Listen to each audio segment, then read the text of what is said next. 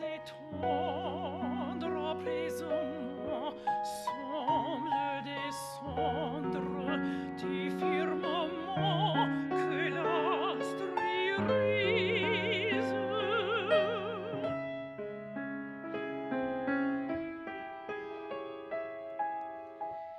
C'est leur excuse.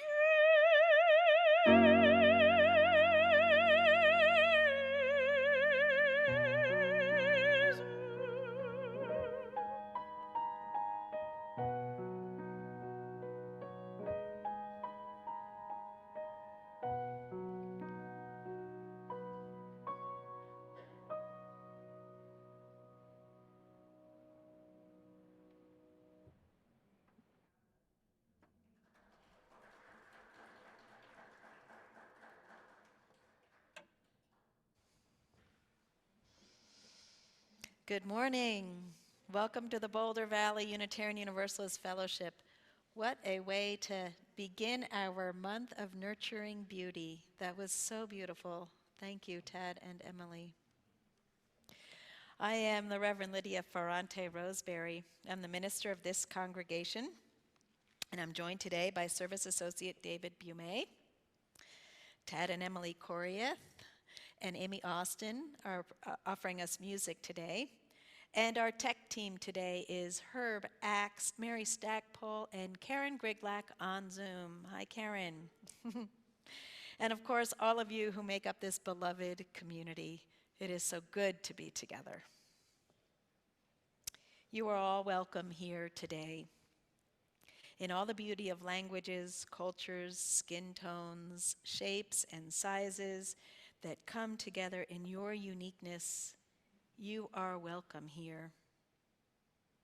In all your abilities and with all your challenges, you are welcome here. In all the ways you express and experience gender, you are welcome here. In the beauty that is who you love and how you love, you are welcome here. In all the ways you make your living and all the places you are from, you are welcome here. With all of the traditions that inform your spiritual life, you are welcome here. No matter how long you are away, nor how soon until you return, you are welcome here. And whether you come with laughter in your heart today, or you come with tears, you are welcome here. You are invited to join us with an open mind, a loving heart, and willing hands. We welcome each of you today. We acknowledge that the land surrounding us is the stolen territory of the Arapaho people, and that many tribes roamed freely on this land for millennia before the arrival of white settlers. And as a congregation, we commit ourselves to be a center for spiritual exploration and justice-making, and to anti-racism and anti-oppression work within and beyond our congregation. And you'll see on your chairs, there's a flyer for a meeting about our congregation adopting the 8th principle, which is an anti-racism principle. There's a meeting about that following the service in the space that's between the fellowship hall and the sanctuary, the outdoor space. If you're new here, we are glad that you found us and hope that in this virtual community and in our live community, wherever you may be, you can experience the warmth and the love of this congregation. Each Sunday is different here. Please come back a few times to really get to know us. And we will have many opportunities during the week for both social connection, spiritual growth, and justice making. Those on Zoom now can check the links in the chat to help you get connected. And those of you here in person can find a newcomer forum on the QR code, which is in the back of the hymnals, or you can go to the welcome table in the foyer, and they can help you get connected to the life of the congregation. Finally, if any newcomers on Zoom would like to introduce yourselves in the chat, please do so. We'd just love to know who is amongst us each day. And anybody here in the sanctuary, if you'd like, you can raise your hand and we'll bring a microphone over to you. Just tell us hello and where you're from if you're comfortable doing so.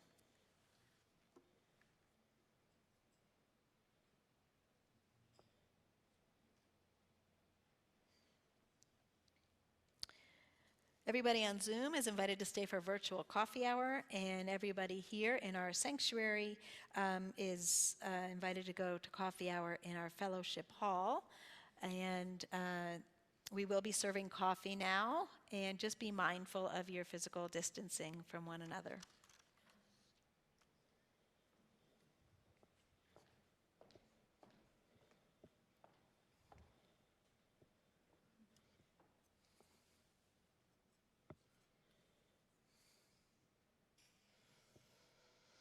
Anybody at home who has a chalice is invited to light it with me.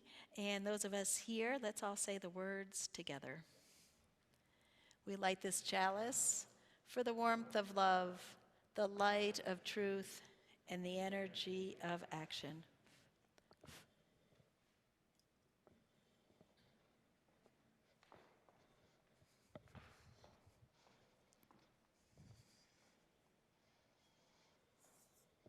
I now invite you to let the sound of this second bowl draw you deeper into the present moment and into the company of this gathered community.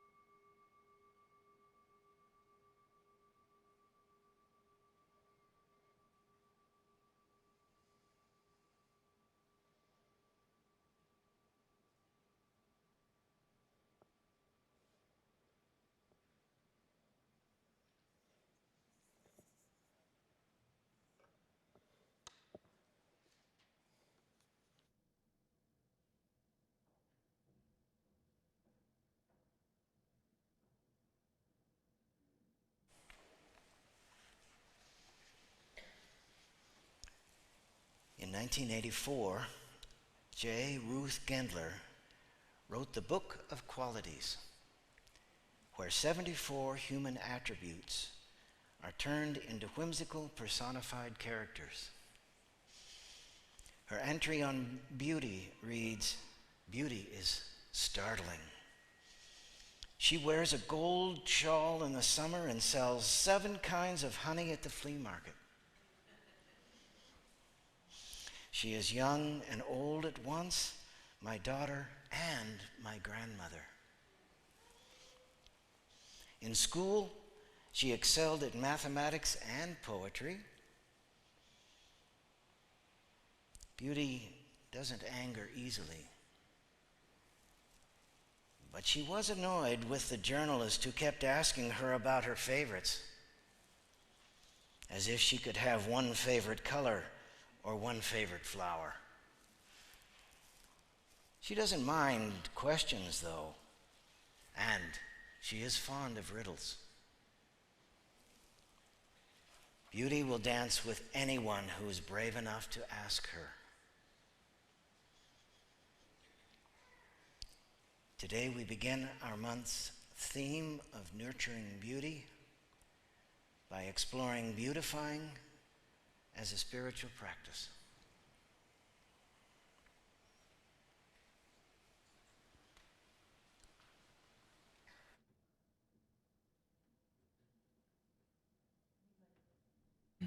We'd like to invite you now to rise in body or in spirit as we join in singing our opening hymn. The chant, "Now I Walk in Beauty," is a musical adaptation of an English translation of a traditional Navajo prayer. I'd like to encourage you as a spiritual practice to hop onto YouTube and look for the Navajo Nation. They are alive and well and are the largest remaining indigenous nation in the United States, forced into the southwest corner of the country. There on the YouTube channel, you can hear the prayer in its entirety in the original language, which is a stunningly beautiful experience. Tad and I will sing the round through twice. Once you've got the hang of it, join us, and then we'll split into 2 parts. Now I walk in beauty. Beauty is before me. Beauty is behind me, above and below me.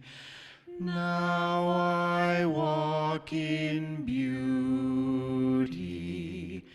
Beauty is before me.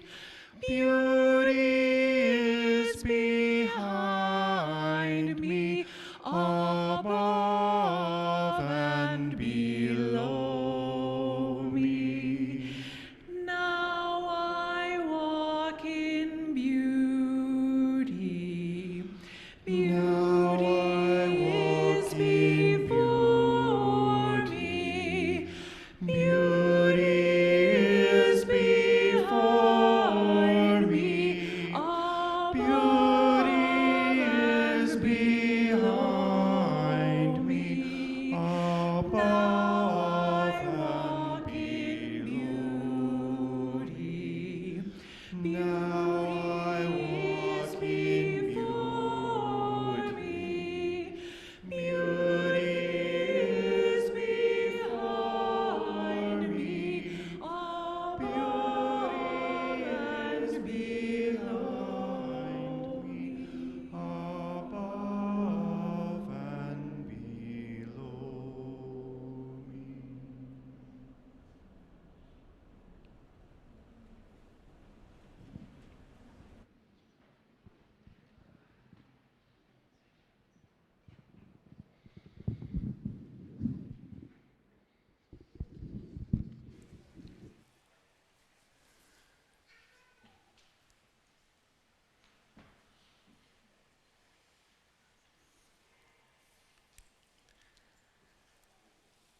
The word came to Jeremiah as follows: Get up and make your way down to the potter's house, and there I shall tell you what I have to say.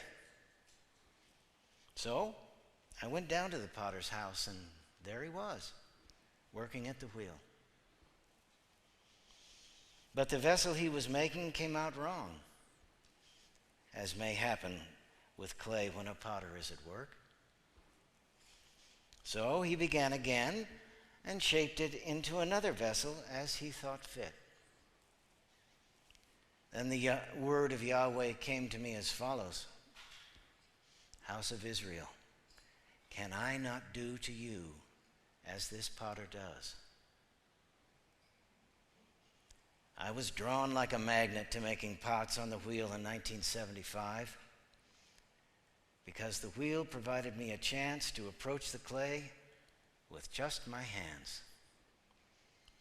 A chance, as my mentor Daniel Rhodes said, to satisfy my urge to form, and in forming the clay, to find my own form.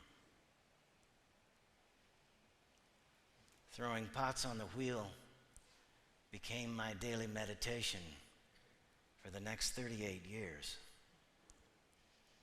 A way to abandon my anxiety and perfect my skill. To a point where all the striving to eke out a living could be forgotten, and I could become absorbed in the tactile sensation of the process. The changes and developments in the form of the clay which passed through my fingers could complement and support the changes and evolution of my own inner consciousness. Art making continues to be my chance to enter deep time, to be inspired, to be in spirit by the act of working at what I love to do, to be remade. To form is my chance to bring into reality what was not there before. To create and expand and develop my image, my form, my own self. As a potter, I feel a bond to the earliest traditions of civilization and culture, in a thread of connection that goes back to the 7th millennium before the Common Era in Europe and to the 12th millennium BCE in Japan. That's beautiful. That's the chance I chose to live a good, hard-working, honest life. But the opportunity to deal directly with my own self as projected in the outer world has become frustrated by mechanization,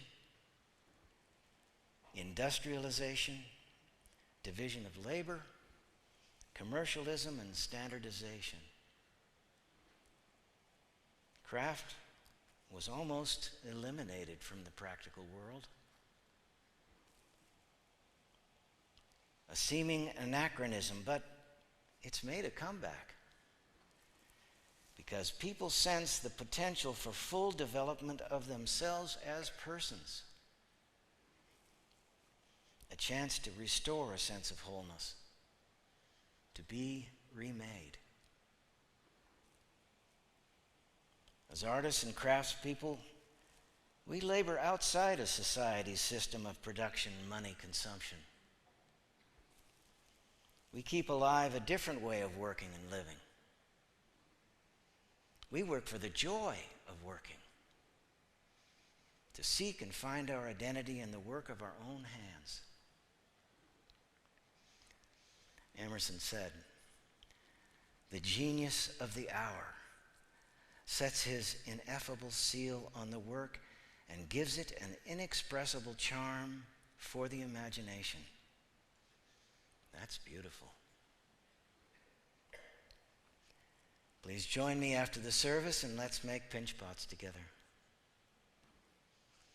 This is for all ages, of course, but it's not just for kids. Come.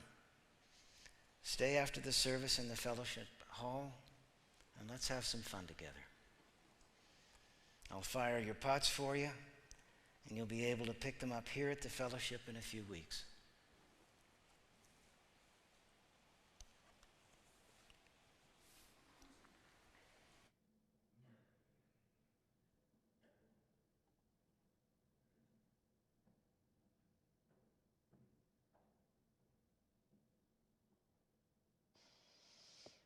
David may have been too modest to tell you that all those pictures were his own work. So, Mandy Hale wrote, "There's nothing more beautiful than a person who goes out of their way to make the world more beautiful for others." And I want to thank you, David, for being one of those people. Each week here at the fellowship, we remind ourselves of the incredible abundance of our lives and this community by giving half of our plate away to those organizations that share our values. This week we share the plate with Right Relationship Boulder, a group of indigenous and non-native people working with individuals, local organizations, and government to support indigenous people's connections to land, to raise indigenous voices, and to practice right relation with Native people who have lived in Boulder historically and those who live here today. Our congregation has been connected with Right Relationship Boulder for a number of years now, which helps us foster direct relationships with Boulder's indigenous population. You're invited now to give by text, or if you are at the fellowship, you may give as the plate passes as well.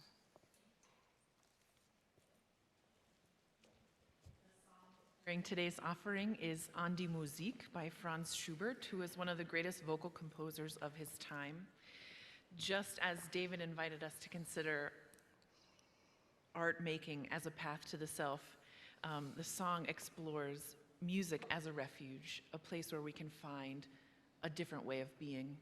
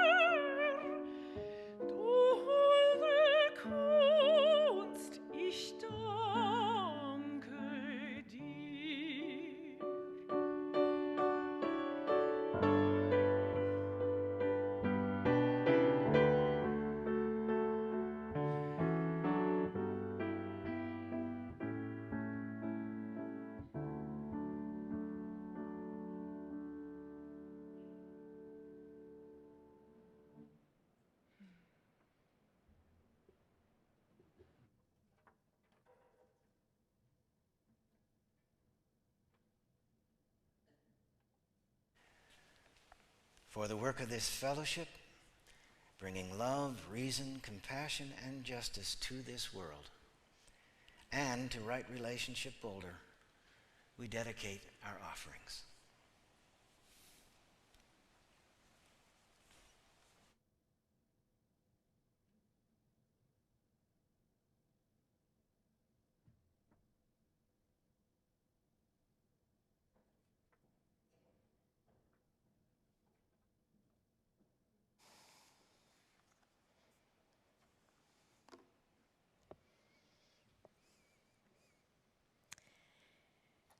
Beauty will dance with anyone who is brave enough to ask her, Ruth Gendler says. Beauty has been a troubling dance partner for me, at least the beauty that I've been taught to conceive of. Like many of us, I'm sure, I was indoctrinated with standards of physical beauty that I never felt I could live up to. I do not look like Barbie, and I never have. My mom recalls me coming home from school as a young child, spewing about my new friend Terry and how beautiful she was. I was probably in first grade at the time, and my mom had my straight brown hair in a very sophisticated short pixie cut. But Terry had long blonde hair. I thought she was the most beautiful person I had ever seen. Growing up in New Jersey in a traditional Italian immigrant family, beauty in our own home had a very classical overtone. Everything was laced with a tinge of proper. And in the pursuit of the American dream, we were encouraged academically and intellectually, which I'm very grateful for. But that came a little bit at the expense of what would have been deemed the frivolity of the creative arts. So no wonder I felt such freedom when I moved to California in my early 20s. Rebel that I was, I immediately gained about 20 pounds and stopped shaving my armpits and legs. This actually sounds like the pandemic too, doesn't it? But I might add that new me ended up being a real turn-on to the man who was eventually became my husband. Hi, Phil, if you're out there. And in California, I also engaged in the wacky world of improvisational dance, singing, and storytelling through a form called interplay, which I still do to this day. There have been so many moments of unspeakable beauty in that practice. And through that practice, I have also understood in my bones the creative flow of beauty, the kind of flow that I can only imagine David experiences when his hands are on the clay by the wheel. Unlocking myself from standards of beauty, both physically and creatively, has been a lifelong journey. And it's been at personal loss. I've still spent much of my time in my life trying not to try with beauty for fear of tripping and falling on the dance floor. What has been your dance with beauty? What were you told was beautiful? Or for that matter, what were you told was ugly? How were you encouraged to bring your own unique creative beauty into the world? Of the 74 qualities that Ruth Gendler wrote about in her little book of qualities, if you haven't seen it, it's a lovely book with drawings and words. Oh, it's beautiful. She wrote qualities like courage and honesty and joy. But of all 74, the one that inspired her enough for her to take a deep dive and write a whole other book like this thick was beauty. She found it complex and challenging and misunderstood. So 23 years after she published the Book of Qualities, she wrote Notes on the Need for Beauty, an intimate look at an essential quality. I first became familiar with Ruth Gendler's work through our beloved Sheila Brown, who was a wildly creative woman and member of this congregation for many years. Sheila brought her friend Ruth to the fellowship in 2015. Claire, were you there? Oh my gosh. Who did a workshop on creativity, and it was just fabulous.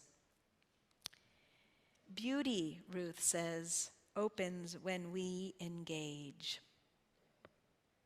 The engagement comes from both keen observation, slowing down enough to see beauty in a new way, and from our own creative endeavors, being brave enough to dance with beauty. Certainly, the connection to beauty is not just physical, not just in the world of sight and sound, because when we talk about a beautiful person, we're often talking about an ephemeral quality that we experience with them, and often only after we've taken time to really get to know them.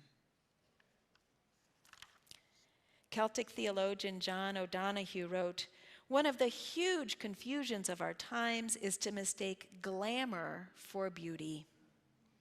And you think about the whole industries around beauty that tell us that beauty is glamour. He continues, beauty isn't all just nice loveliness. Beauty is more about rounded, substantial becoming.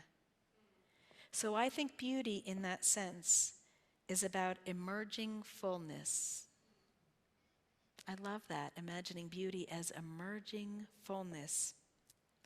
So with some training and some letting go of previous misconceptions, we can attune ourselves to the ephemeral beauty of everything, from a gnarly old tree, a toothless child, an old woman with a walker, a cracked wooden bowl, or gritty city streets. Shiatsu Yanagi, who pioneered the movement to appropriate the crafts of everyday life in 20th century Japan, emphasized beauty in its natural, genuine, and simple forms. When Yanagi visited a Korean village where beautiful lathed objects were being made, he was astonished that the craftsmen used green wood. When asked why they used materials that would crack, the woodworker answered calmly, "What does it matter?" Inquiring further about the impracticality of using something that would leak for a bowl, the woodworker just replied, "Just mend it." Yanagi discovered that the cracked bowls were mended so artistically and so beautifully that they became better than the originals. Now, if you've ever been in my office, or let alone my home, you may know that creating beauty in my physical spaces has always been a challenge for me. I am messy by nature. Thank you. Can I hear an amen from the other messy people? Amen. I am so messy by nature, and I'm actually nervous about expressing myself on the walls of my spaces, like physically. So it's a deal with me. So it became as a bit of a surprise to me when the word beautify arrived at my door as my chosen word for the year. Now, every year I choose a word, and it comes to me with some sort of clarity towards the end of December, beginning of January. And they end up being some kind of challenge for me, invitations to new ways of being. I use these words as kind of my North Stars for the year. So in 2021, in anticipation of my sabbatical, the word spaciousness arose. But the word beautify, yeesh. Not easy. It's never been an easy dance for me. So it's requiring me to get over some of my stuckness and to reimagine what creating beauty can mean for me, and to open myself even wider to the inherent beauty of the world. Now, as I've played with this word, a lot has emerged, including some memories of days gone by. As Tad and Emily were singing, and we were all singing together, Now I Walk in Beauty. Now I walk in beauty. Beauty is before me. Beauty is behind me, above and below me. I have sung that chant hundreds of times as I've walked through gardens, walked in forests, but most notably, hundreds of times under the streets of Oakland and San Francisco in their public transit system on BART. That's when I sing that song. So instead of standing just waiting for a train, I developed a practice of humming that chant to myself, sometimes singing it aloud to people glancing at me with odd looks. And I would just walk up and down the platform, sometimes looking at other commuters' faces, sometimes walking around sleeping people, or maybe people who were drugged out, sleeping off something. Sometimes surrounded by the smell of urine and pungent disinfectant. Now, whenever I'm in a public transit station, I still do it. I walk and sing or hum that song to myself. It's a simple practice that has opened me up to experiencing beauty in the ordinary, even in the unlikely. Beauty, like love and compassion, is truly everywhere, and we can train ourselves to see it. And creating beauty, especially in challenging times, can be a subversive act. I think about Unitarian minister Norbert Kappek and the many others who created hymns and prayers in the German death camps during World War II. I think about the vibrant murals I've seen of George Floyd that sprang up so that we might never forget the brutality of police violence against Black people. I think about Ukrainian artists today showing their work on Instagram to keep the world's attention on the deeply tragic situation in their country.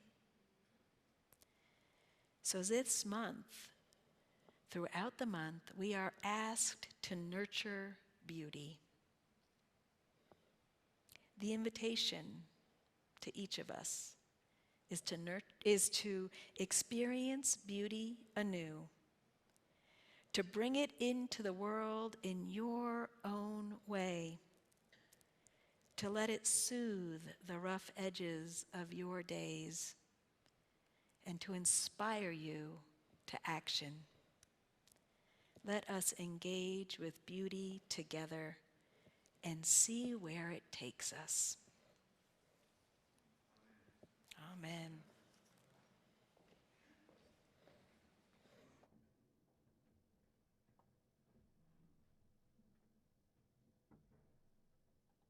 It's true that we chose two classical pieces to share with you this morning. It happens to be the seat of our training and each of our spiritual journeys. But do not get confused. We choreists know that classical music is not the only place that beauty is found. And we'd like to offer you the following song that may be deeply imprinted on your heart. There's a very specific reason why we chose this piece. Over the Christmas break when we were together, Tad and I got to watch the phenomenal documentary Get Back about the Beatles getting together to record their very last studio album. I will admit that it was at times troubling for me to watch as a very results-oriented, the end of the semester is coming, recording studio time is money kind of musician. To watch them play and discover and jam. They played their own old songs. They played Bob Dylan tunes of the moment. They played old American blues numbers. They discovered chord progressions that would become songs that we love, but made up nonsense lyrics about newspaper headlines or recording studio executives that they had met that day. And it wasn't so much about chiseling these songs into existence. It really felt like an uncovering, as though the song were there, just waiting to be unearthed at the right moment. We watched and watched and watched, and all of a sudden, out of nowhere, Paul McCartney sat down at the piano and played the opening chords to Let It Be. My beautiful husband burst into tears, witnessing this moment where out of toddlers screaming and smoke breaks and drinks and whatever else, negotiations about where the concert would take place, this beloved song emerged from exactly the right person at exactly the right time.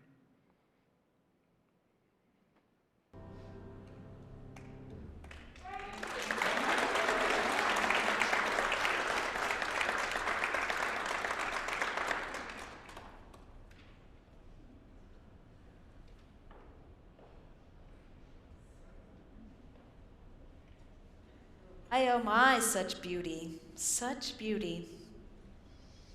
This is our time of community connection, our time of sacred sharing. If you're on Zoom and you'd like to share a joy or a concern, please type it in the chat window, and then I'll read them towards the end of our sharing here. And if you're here, you may come up here, tell us your name and where you live, and briefly let us know what is in your heart today. And then add a stone to our sacred waters. Or you can always add one in silence if you'd prefer.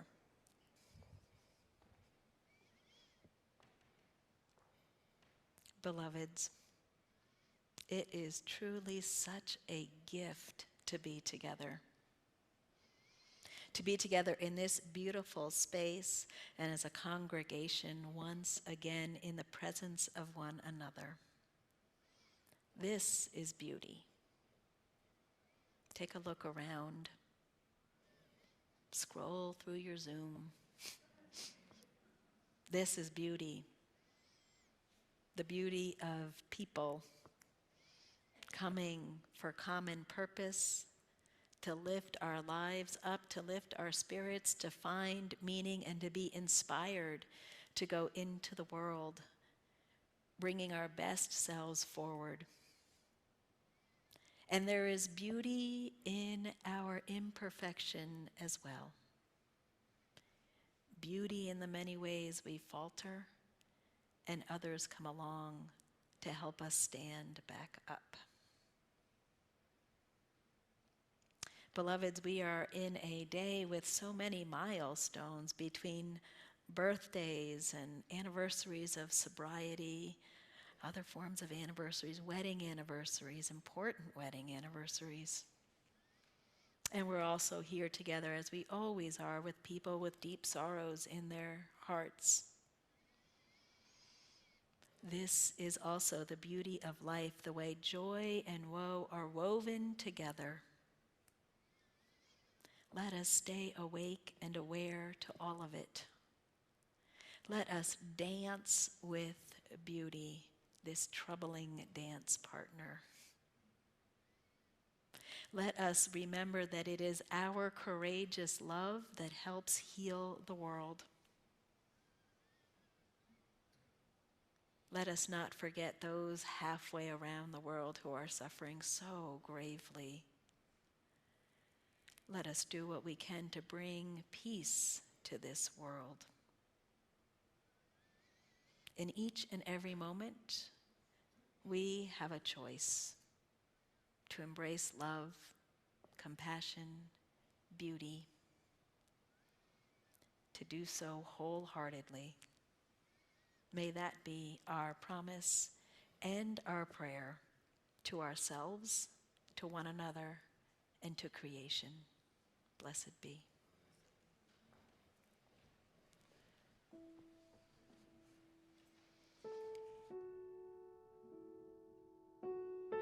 Our hymn is number 94 in the Grey Hymnal, and I'll invite you to rise in body or in spirit.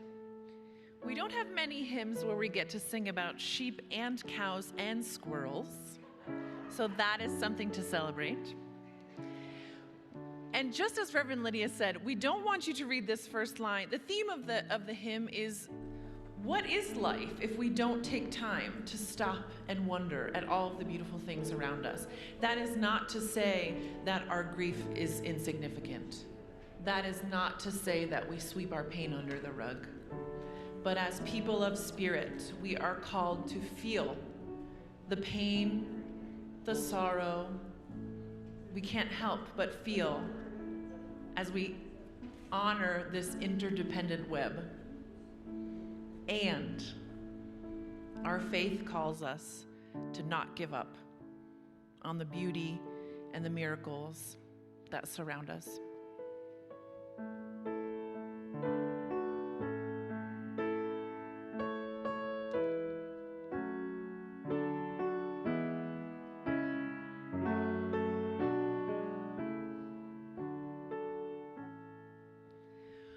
What is this life if full of care? We have no time to stand and stare, no time to stand beneath the boughs and stare as long as sheep or cows, no time to see when woods we pass, where squirrels hide their nuts in grass, no time to see in broad daylight streams full of stars like stars at night, no time to turn at beauty's glance and watch her feet, how they can dance. A poor life this, if full of care. We have no time to stand and stare.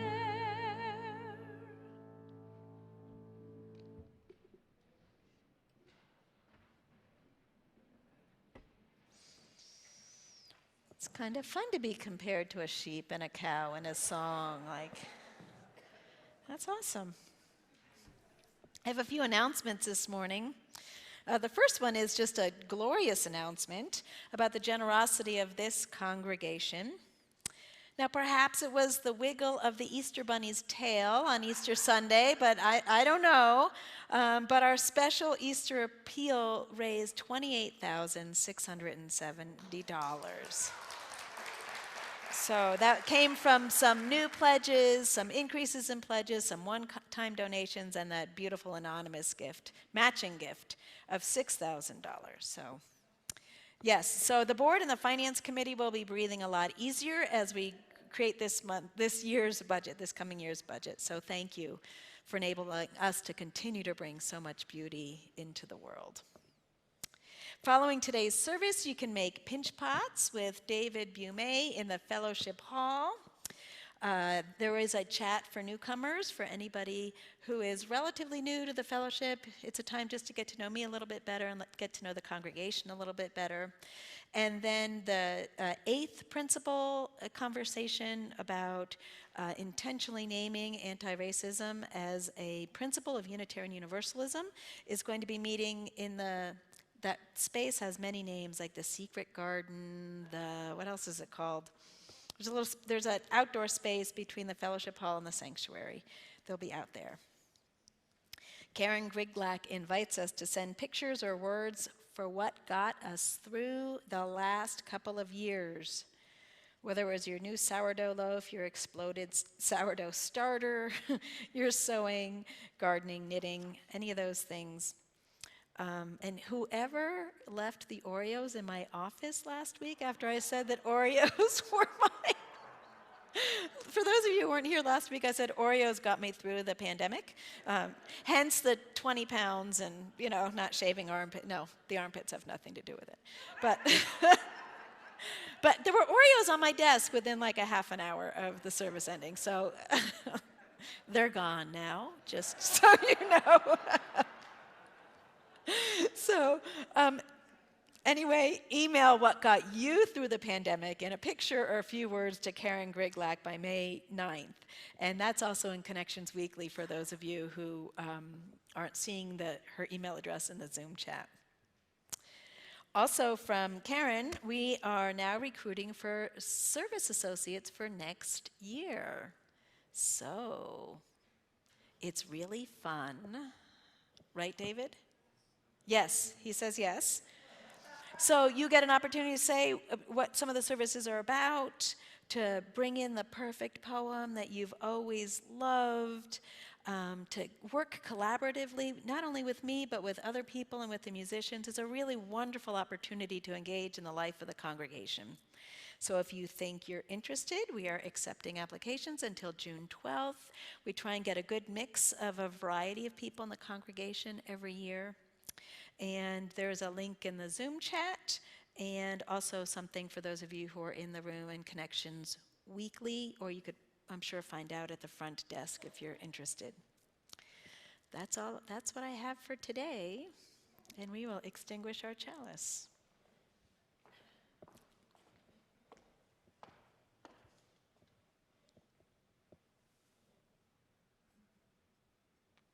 We extinguish this chalice, but not the warmth of love, the light of truth, or the energy of action. These we carry in our hearts until we meet again.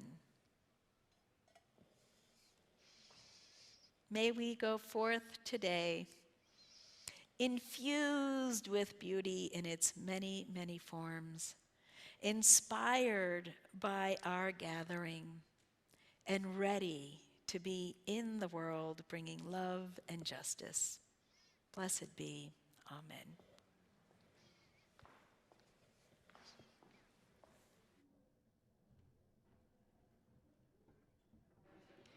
Our hymn today is full of joy, so we invite you to rise in body or in spirit. There are three parts that repeat a lot, so if you hear anything you like, sing it. And if you get tired of singing that part, sing another part.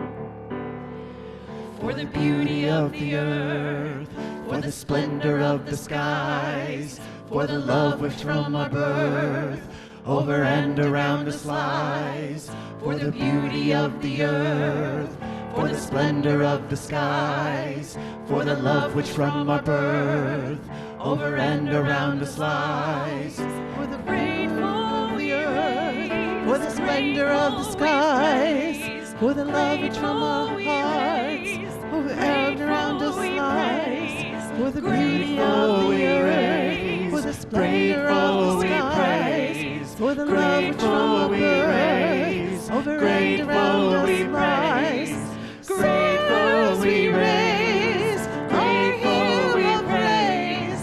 Grateful we raise our hymn of praise. Grateful we raise our hymn of praise. Grateful we raise our hymn of praise. For the beauty of the earth, for the splendor of the skies, for the love which from our birth over and around us lies. For the beauty of the earth, for the splendor of the skies, for the love which from our birth over and around us lies. For the beauty of the earth, for the splendor of the skies, for the love which from our birth over and around us lies. For the beauty of the earth, for the splendor of the skies, for the love which from our birth over and around us lies. Here we go. For the beauty of the earth, for the splendor of the skies, for the love which from our birth over and around us lies. Grateful we were, For the grateful we praise, grateful we raise, over and around us lies. grateful we raise, grateful we praise, grateful we raise, grateful we praise, grateful we raise, grateful we praise, grateful we raise, grateful we praise. Amen. Yay. That's all. Go See you in Fellowship Hall.